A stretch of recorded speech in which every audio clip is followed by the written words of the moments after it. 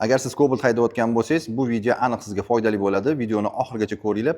Xudo ko'rsatmasin, mana shunaqa DTP bo'lib qolsa, nech pul zapchastga pul ketishini men sizlarga hisoblab beraman. Xo'p, bizga почти yangi Cobalt keldi. Ko'rib turganingizdek, kapot, usilitel, shveller, bamperlari ketgan, ikkita krilosi butun, bitta farasi butun, bitta farasi ketgan.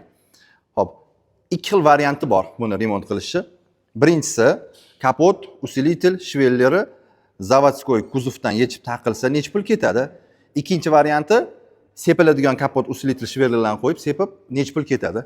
Hop, родной kapotimizni $700, usilitel, shveller $200, kamoni 150 ming so'm, nijniy 250 ming so'm.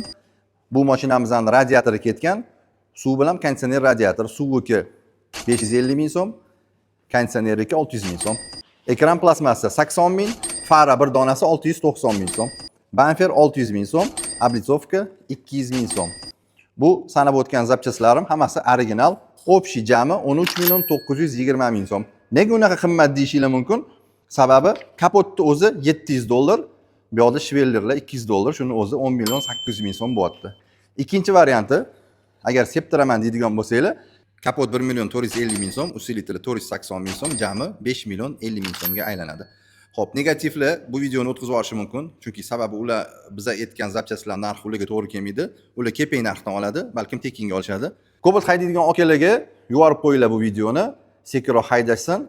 Ko'rib turganingizdek, arzimagan DTPga shuncha pul ketyapti. Joninglar sog' bo'lsin. Kimga shunaqa xizmatlar kerak bo'lsa, bemalol brend kuzovga aloqaga chiqaringlar. Ish haqqini aytmadim, sababi kelsanglar, yog'ini qarab kelishib, xolos chiroyli qilib beramiz.